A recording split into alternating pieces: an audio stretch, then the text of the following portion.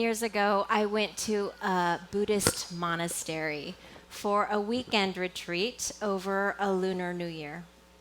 I discovered that they, at the New Year time, do a divination ceremony. It's like fortune telling. What they do is they cut an epic Vietnamese novella into couplets, small strips of paper, and they put it into a huge meditation bell. It looks like 1,000 little fortunes inside a meditation bell. And they explained to us that a few members in this huge hall would be picked to go up and ask a personal life question and pick one of these as the answer to this life question. I watched on as the first man was chosen, and he explained that he was going to go on, make a move, take on a new life venture, and he wanted to know, would it be successful? He picked one of he bowed, which is what you're supposed to do. He bowed, and then he picked one of these couplets, and he handed it over to the monks and the nuns, and then he waited for them to tell him about his future. And I looked on, and I thought, thank God it is him and not me who is up there. Well, you know what happens next, right? Next, the head monk, points to me, and he says, "You come up here."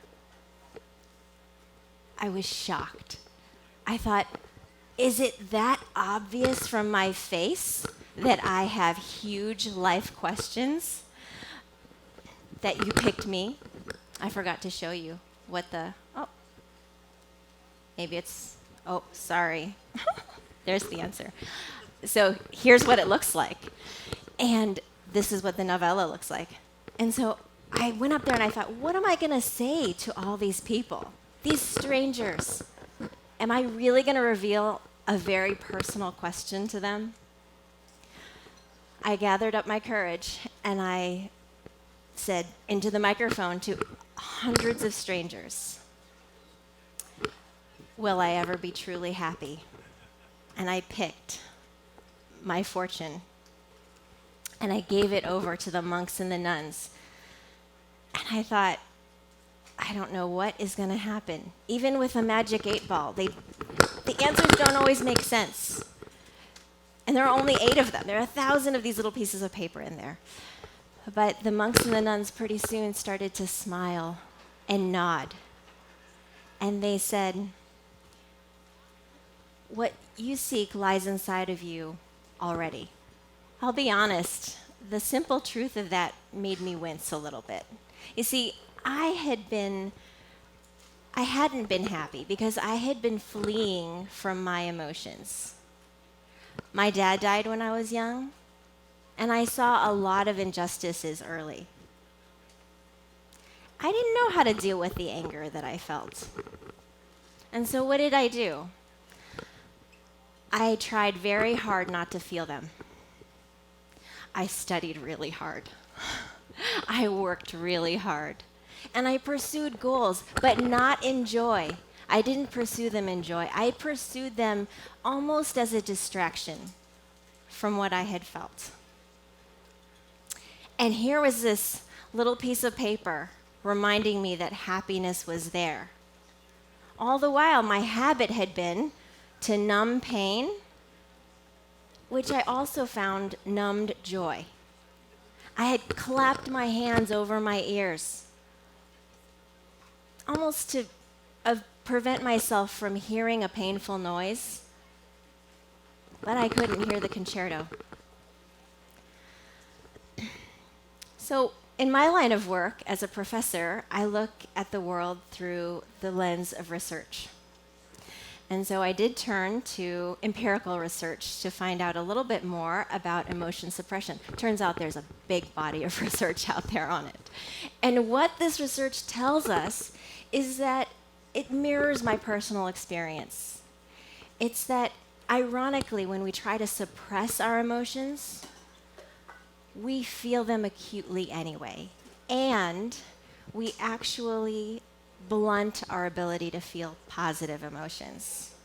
And it's not just emotional pain. It's new research showing that physical pain can be, trying to prevent yourself from feeling physical pain is preventing joy as well. You might have seen this headline that people who use acetaminophen to manage their physical pain are actually less good at empathizing and connecting with other people. In my own research, I don't study emotion suppression. But at the time of this retreat, I curiously was engaging in a line of research about negative emotions and their ability, their potential to help us with decision making. Take confirmation bias, for example. Confirmation bias is the tendency to accept information readily when we think it confirms what we thought already, and reject or push away or criticize information that we don't think does confirm our original opinion. Confirmation bias presents a huge problem for learning. How are we ever to learn if we don't get new perspectives? And I thought maybe anger could actually attenuate confirmation bias. Anger, after all, is stimulating. It makes us argumentative. It makes us antagonistic. Maybe people who are angry aren't afraid to see this information that goes against them. So what I did in the lab was I brought people in and I made them angry. I asked them to think about a time in their life when they were really angry. And just retelling the story made them ruminate about it, relive it, and they felt those emotions as if they were in the situation. I also made other people sad and kind of feel neutral emotions, just for a comparison condition. And then I asked them their attitude on a social issue. And they had a chance to select news articles on that social issue. Would you like to read more? What would you like to read? Well, what did I find? It turns out that people in the control conditions looked very much like a typical confirmation bias pattern. Those people chose more information that was for their side than information that was against them. They were protecting their point of view, and they didn't want to see information that went against their opinion. People who were angry, though, had a different pattern. They actually selected information that was even-handed, as much information against them as for them. I'm not going to kid you. Those people were not doing this as a way to get an even-handed perspective on the world.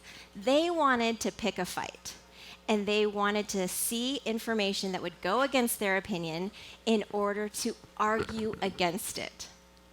What's interesting in the data, though, for me, was that people who wanted to argue against that information, the angry people, actually became more moderate in their opinion later. People in the controlled condition didn't have that chance or didn't give themselves that chance because they weren't exposing themselves to diverse information. And so angry people were wanting to see information that went against them in order to argue against it, but they actually had to listen to it in order to argue against it. I'm not arguing that we should stoke the flames of anger before we make decisions. But I do think that this research points to something, which is maybe we don't need to banish negative emotions from our decision making. And in this way, it's the same story that I found in my personal life and at the monastery. I've been too quick to deny the value of negative emotions. In fact, looking back on my life, I even chose a sport when I was young that requires an emotional script.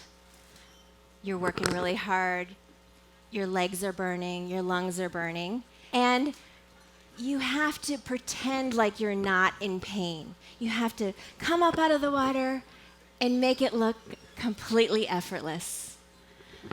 Well, these days, I'm better at accepting the fact that we're emotional beings. And we are emotional beings at work, too. I teach a class called The Emotionally Intelligent Leader. And in that class, I urge the students to rethink professional life. Professionalism is not casting aside our emotions. That's not realistic.